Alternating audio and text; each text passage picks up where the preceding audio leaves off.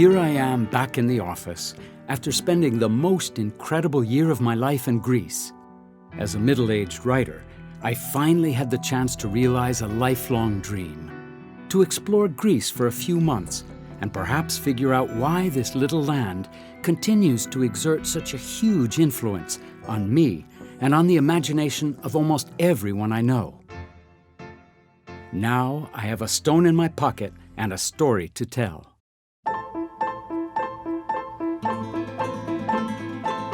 Well, as a boy, first I loved dinosaurs and then cowboys, but then abandoned them both for the more enduring passion of Greek mythology. The gods and goddesses, heroes and stories of ancient Greece awoke my slumbering imagination and lured me onto a path of discovery and my own brand of storytelling.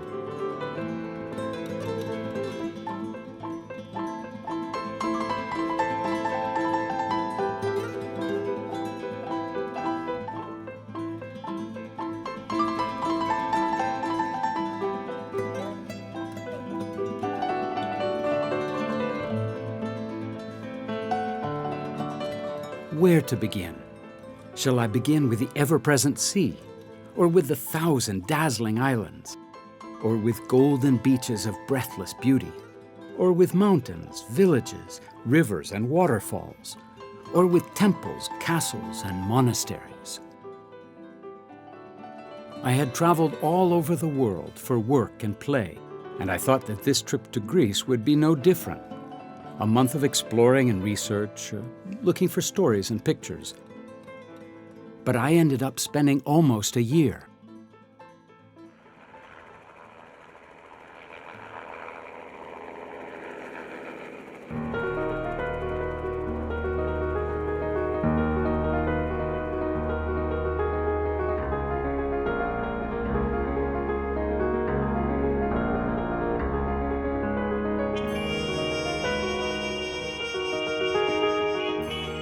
Although I had read everything I could before coming to Greece, I wasn't prepared for the light. How clear and gentle and soothing it was. I suddenly experienced light for the very first time in my life as something completely new and different. The light of Greece opened my eyes, penetrated my pores, expanded my whole being.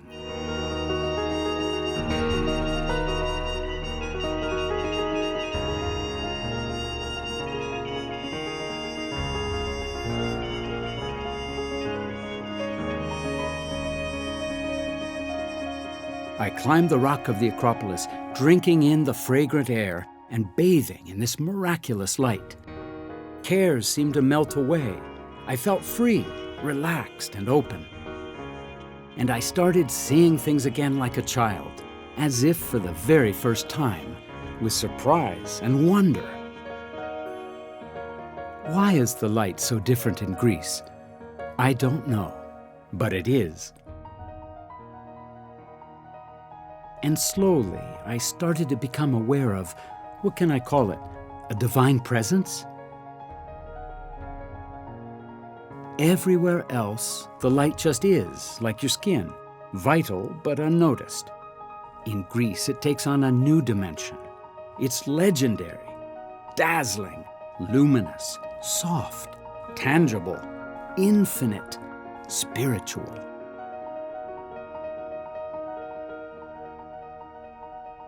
Here the light goes directly to the soul, opens the doors and windows of the heart, makes one naked, exposed, isolated in a metaphysical bliss which makes everything clear without being known.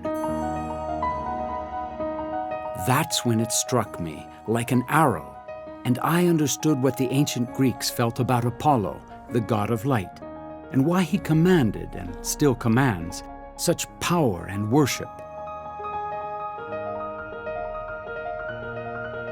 This sensation first hit me with all of its force on the island of Delos, where visitors still whisper in awe as they stroll through Apollo's lion-guarded sanctuary.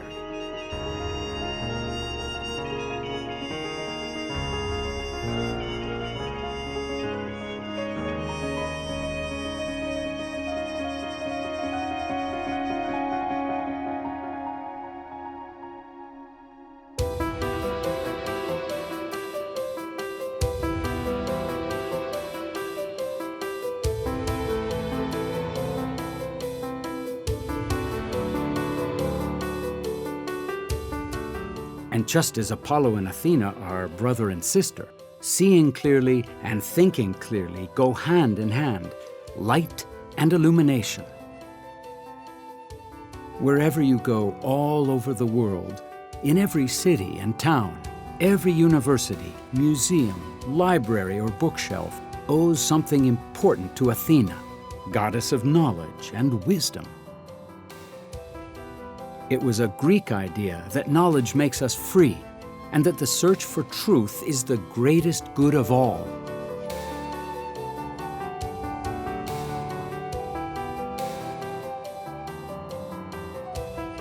The passion and creativity of that golden age, when Athens became the school of the ancient world, illuminated every facet of life, from politics and science to philosophy and art.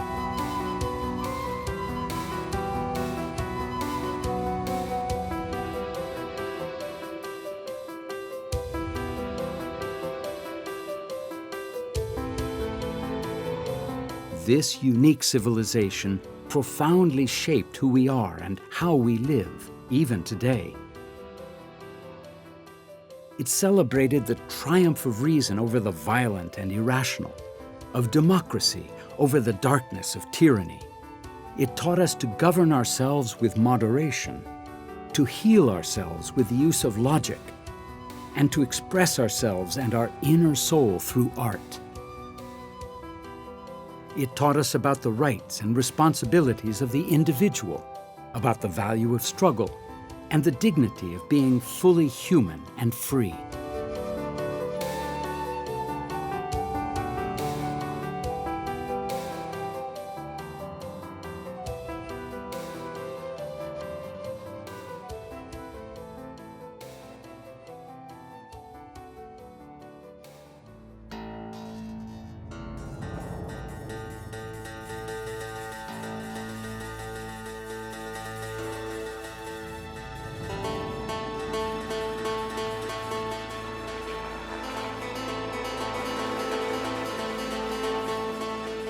And so, with Apollo lighting the way, I set out to explore more of Greece, starting with the kingdom of Poseidon, god of the dark blue sea.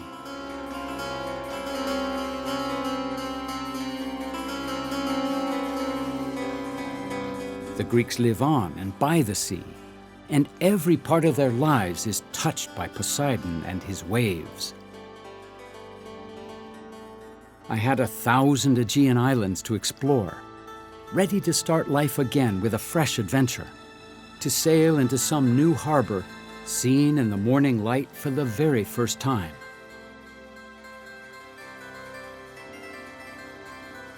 Out of the sea, as if Homer himself had arranged it for me, the islands emerged, archipelago of dreams, stepping stones of summer, lonely, deserted, mysterious in the fading light. The Aegean island rises out of the sea like a huge loaf of petrified bread.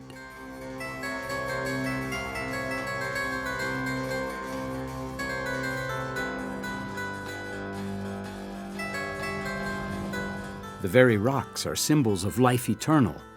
Nowhere on earth has God been so lavish with them as in Greece.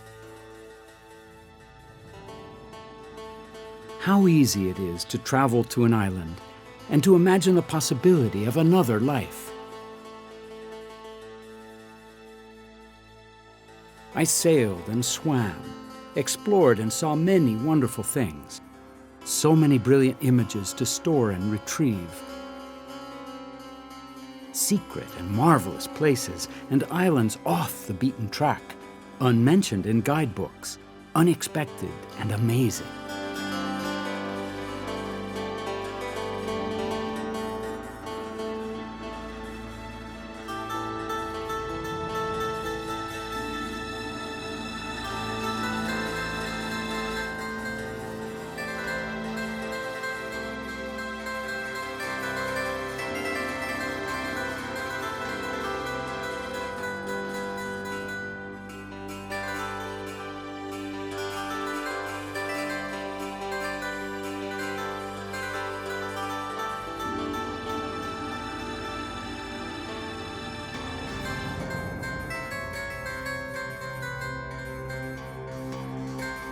Sugar cube villages tumble down mountain slopes and spill into the sea. Island life at first seems too beautiful to be true, but it is very true. It's the distillation of life and all its simple pleasures, which you savor all day long, and then share with family and friends as the sun sets in the sea.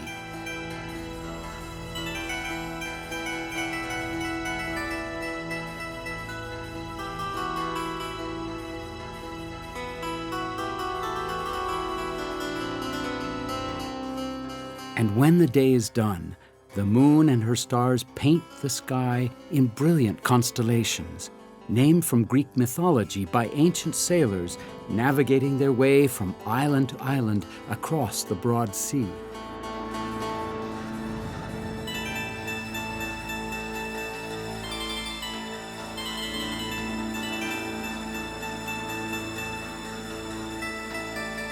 Rose-colored beaches of breathless beauty, bathed in golden light. The delicate and delightful threshold of land and sea, where ordinary life, with its cares and worries, disappears, dissolved in the sun and sea, where Aphrodite, goddess of love, lust, and loving kindness, emerges from the waves.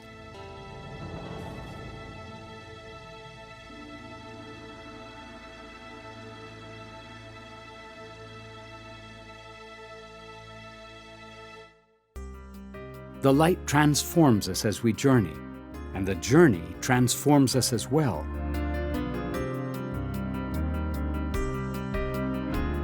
Greece is where I really learned how to travel, not just to get somewhere, but for knowledge, adventure, and pleasure.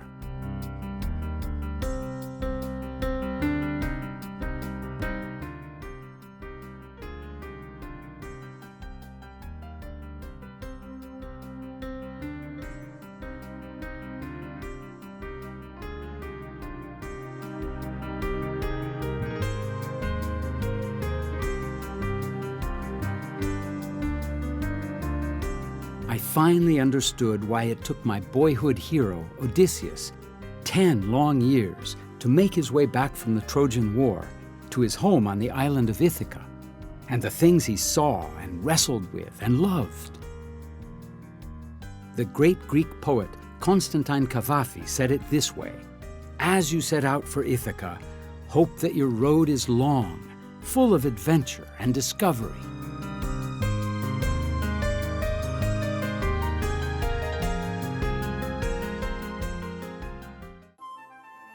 And not just the islands, and not just summer. As I traveled through the Greek countryside with its incredible variety, I began to appreciate the kindness and harmony of the land, which, like the Greek light, is never harsh or threatening. It breathes. It beckons. It answers. Rich fields of wheat express gratitude to Demeter and her daughter Persephone for the bountiful gifts of the earth and the joys of the changing seasons. The olive trees which dot the Greek landscape, some of them over 1,000 years old, are the gifts of Athena, a wise gift indeed. It's hard to taste an authentic Greek meal without thanking these goddesses for their gifts and eternal generosity.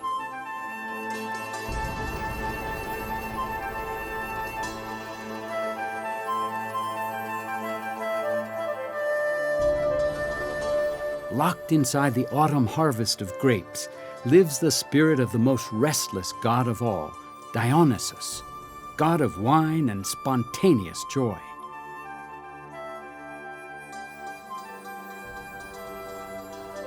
Family meals and feasts and random outbursts of celebration. Here, Dionysus is at home, and all are welcome.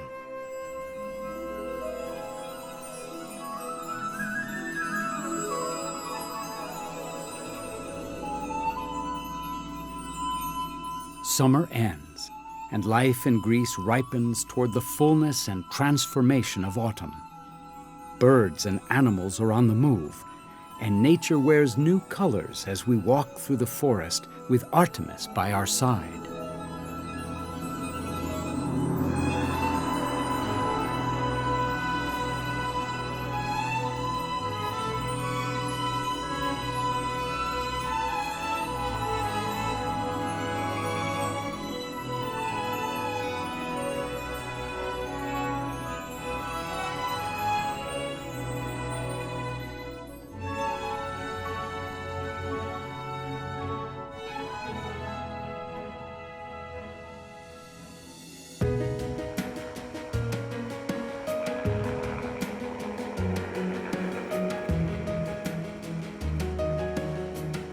The call of adventure drew me upward, into the thin air and snow.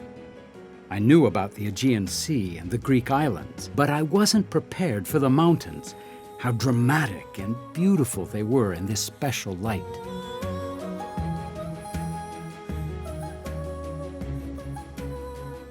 I thought that I would be disappointed in my quest for my childhood gods and heroes, but they were here as well, in their mountain home.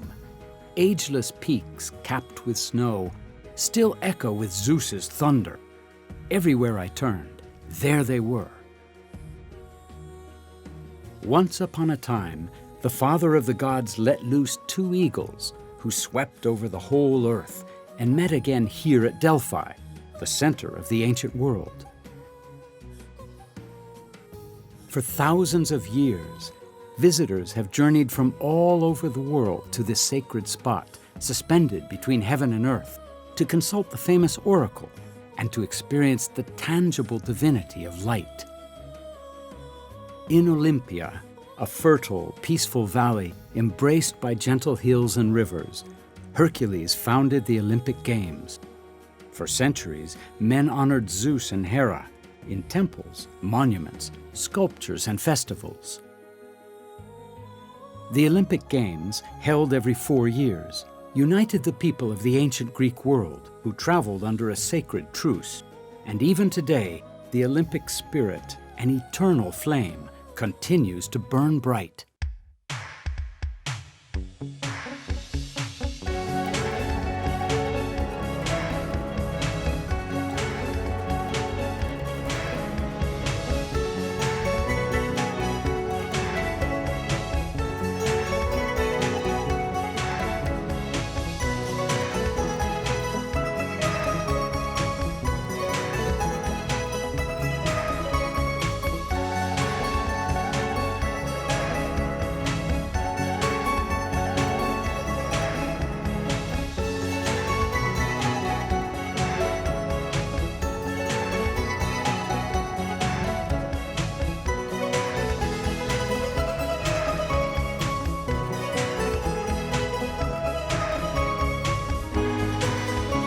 The games and contests of the Olympics celebrated not only the dignity of struggle and the glory of human excellence, but the timelessness of art and beauty as well.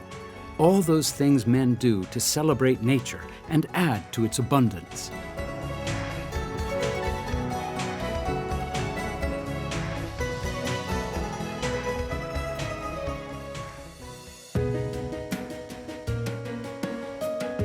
Traveling through Greece, everywhere you discover ancient theaters that still gather the energy of the earth and sky and echo with drama and music as they did long ago. As Henry Miller said, "At Epidaurus I felt a stillness so intense that for a fraction of a second I heard the great heart of the world beat, and I understood the meaning of pain and sorrow."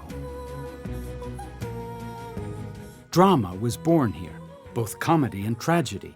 The plays revealed then, and still reveal now, the complexity and tremendousness of man.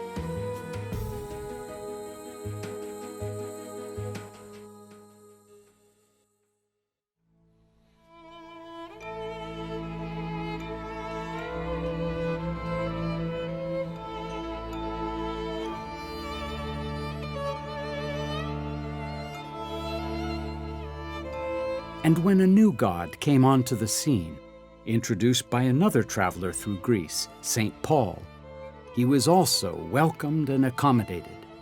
In sacred hills and valleys and islands that once celebrated the deities of earth and sky, Byzantine churches and monasteries were built.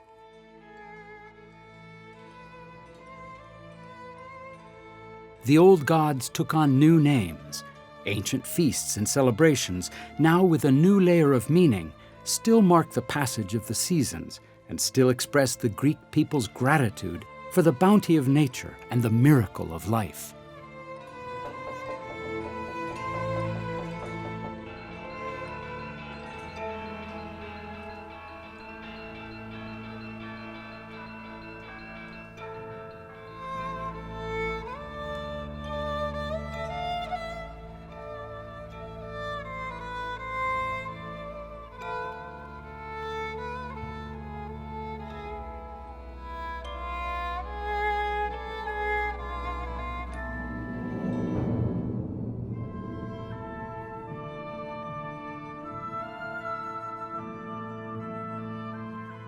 The Venetian harbors of Greece, whole towns of stone, no longer defend but welcome.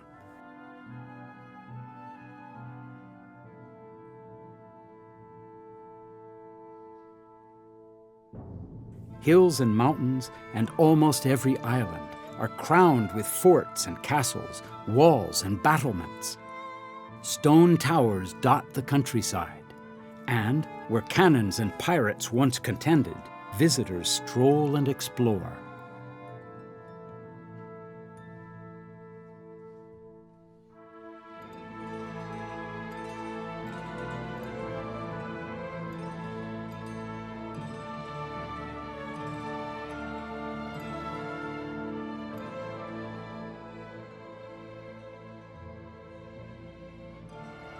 Temples, castles, and churches, not dead shrines to the past, but reminders of how Greeks have responded, and still respond, to this unique and miraculous land.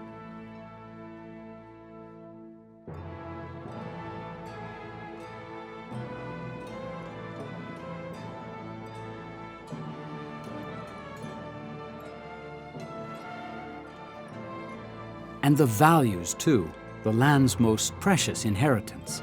Beauty, measure, proportion, and human scale show a balance between man and nature and make visible the dimensions of the heart.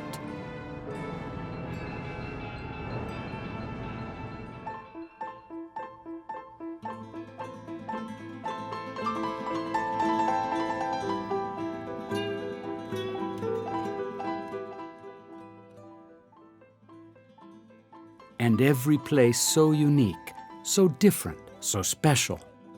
But the most wonderful Greek addition to life, in my opinion, is the village. Whether on a Cycladic island or nestled in the folds of a mountain, the Greek village expresses the joys and rhythms of human life in harmony with nature. Nothing is ordinary or dull. Everything, every place, and everyone you meet is bursting with stories. Just pause for a moment and listen.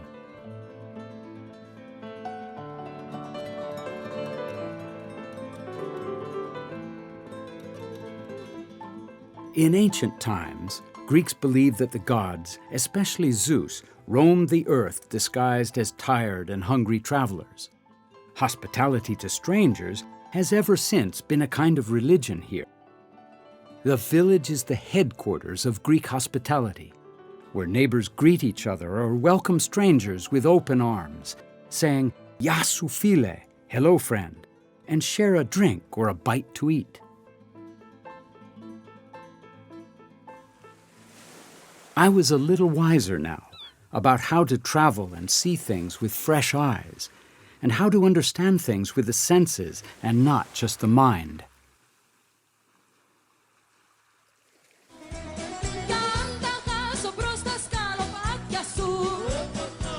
And when I returned to Athens, I found that my new friends had organized a farewell party at one of our favorite tavernas. In Greece, I have met men who are like men ought to be. That is to say, open, frank, natural, spontaneous, warm-hearted. I would say that there's no more direct, approachable, easy man to deal with than the Greek. He becomes a friend immediately. He goes out to you. He gives and takes without reserve. The important thing was a warm hand clasp, the glass we raised to our lips in sign of friendship. In Greece, there's always something to celebrate. All the senses and emotions are engaged by the music, wine, and food, and laughter and stories, and, when all other means of expression are exhausted, in dance. I dearly love such occasions, and I now knew how to really enjoy them.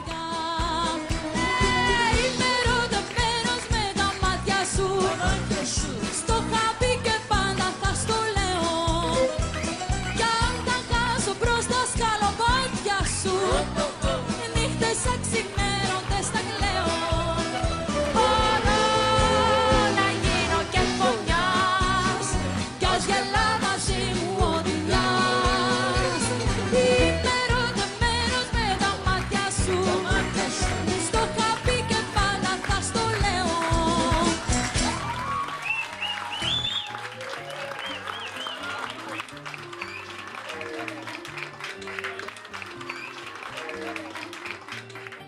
That night, I was dangerously tempted. If I were not to go now, then I should stay forever, turn my back on the world, renounce everything.